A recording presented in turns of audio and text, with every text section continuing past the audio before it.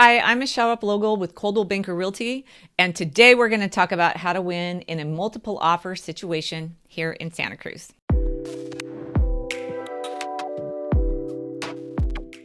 Hey there, it's Michele Replogle. I've been in the business 16 years. I've been through a lot of crazy markets, and a lot of things have happened in my career, personally and in my business. And yesterday, somebody said to me, "How are you doing in this crazy market?" And I thought, it's always a crazy market. I mean, really, it's always something. I mean, I've been through foreclosures and short sales and ups and downs in the mortgage market. Then we had COVID, and it's just like, now we have post-COVID in terms of real estate. And you know what? It's all pretty bonkers. Anyway, if I sat down with you today at the offer table, I would go over everything on that offer that you need to know. But what I learned a couple years ago was telling a buyer, hey, you need to do this to win a property, the offer table is not the place to do it. So I crafted a letter that just basically said to a new buyer, this is what your competition is doing. And I would give it in the first meeting. So if you and I met, I would give you that letter. I'm going to go over it today. But in that letter are 3 things that you need to understand about the competition. And what that does is when you go to write the offer, it takes some of the sting out. Because what was happening is I was meeting with people and they were like, okay, great. Thanks for showing us that property. We want it. What do we got to do? And I said, well, you got to do this. And they were like, what? I mean, they were surprised, angry, dismissive, like won't take my phone calls anymore. I mean, the reactions are very harsh, and they're just, ugh, I don't even know how to explain it. But coming up with what you need to do to win in an offer beforehand helps when you get to the part where you make the offer. So that's what this video is designed to do. So I'm going to give you 3 tips, and then I'm going to tell you 3 stories of some multiple offers I was involved with this year, and they are crazy. So don't click off. You got to listen to those stories. They're pretty fun. And then subscribe if you want to hear more stories too. Anyway, the first thing you need to know is your appraisal contingency. More often than not, the seller is going to ask you to remove it. Well, what does that mean? Well, when you go get a loan from the bank says, wow, you want to offer that much? Sounds great. You look pretty qualified for it.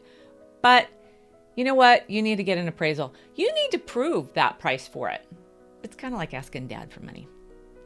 So you go get the appraisal, or you order the appraisal, and it doesn't come in at value. Well, what does that mean? Well, if the property was listed at $1 million, you offered $1,100,000, and it only appraised at $1 million, then you got to figure out how to make that difference up. Either change your loan structure, get a second loan, maybe take out a loan from family.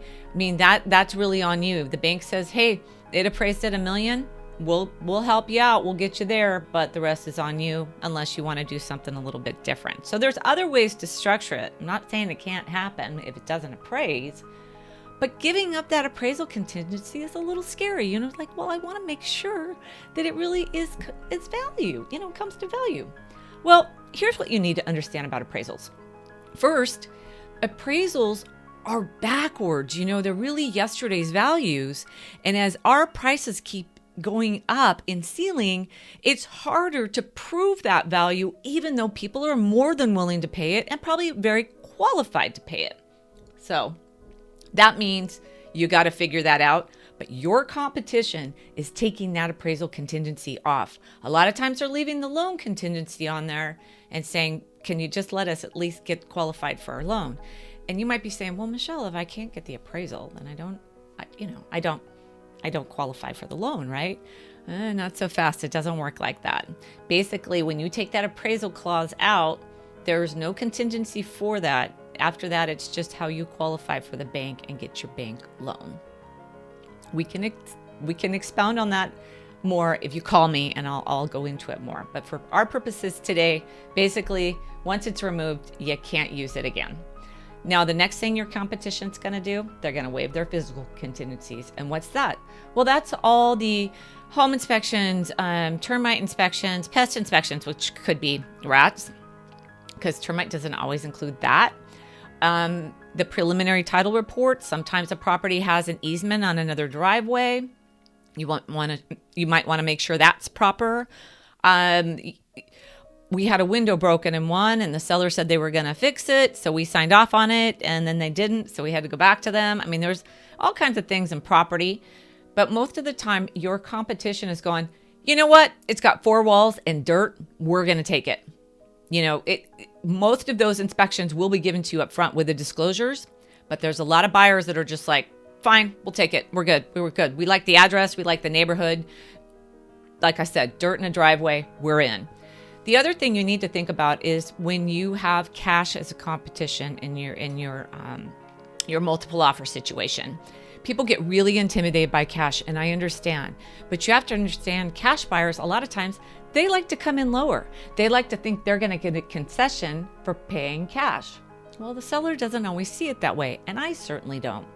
If a property is listed at $1 million, a seller might come in, a buyer might come in and say, we'll give you $950 for it.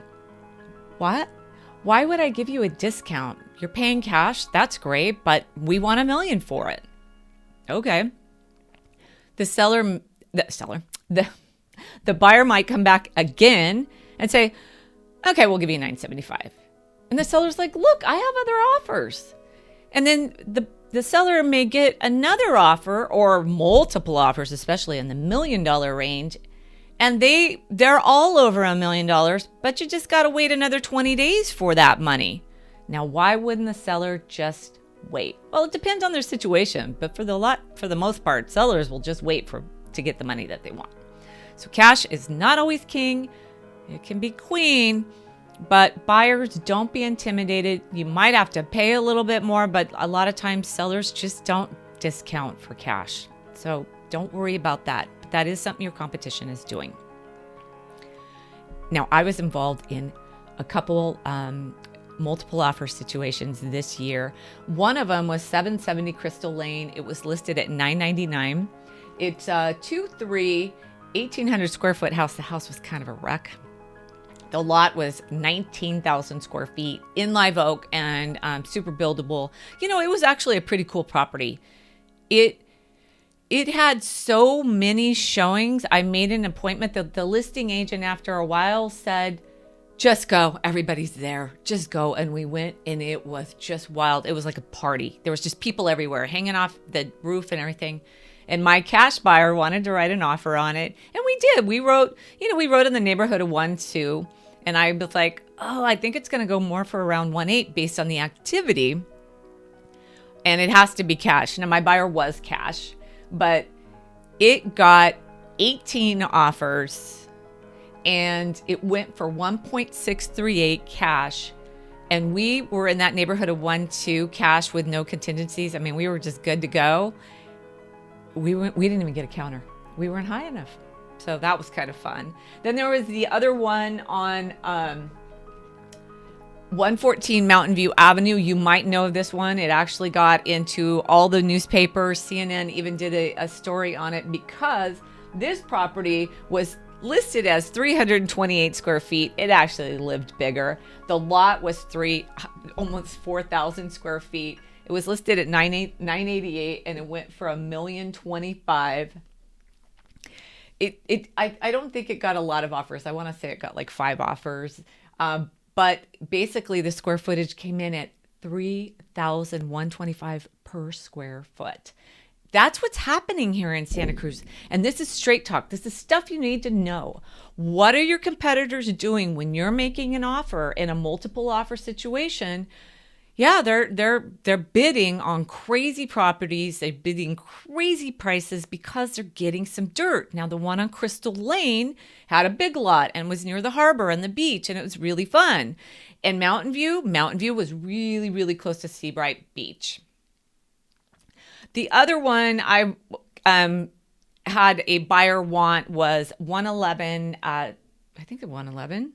Oh, maybe I have the address wrong. Centennial. It's a really cool house here on the west side of Santa Cruz. This property needs a lot of work, but it's in a great location. I mean, it's almost just a straight shot to West Cliff. It's super popular. You can bike and ride and walk and cruise everywhere. and it's listed at $1,111,000.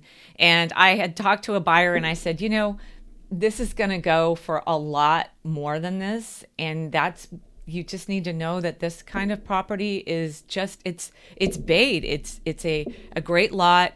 The house, I think it has fairly good bones. The location is really, really good, and it's going to go for more than that. And this nice buyer I talked to just couldn't believe it. He just didn't understand how hot our market was. So that one we'll have to keep an eye on. I'll keep you posted on that one. That's all I have for you today because I talked for so long today. That's much longer than normal. Please subscribe if you want to hear more. Don't forget, I'm going to be doing a market 2022 oversight, and then I'm going to do a look back at 2021 with some properties I sold and some things that happened to me this year. So please subscribe if you want to hear more. Bye.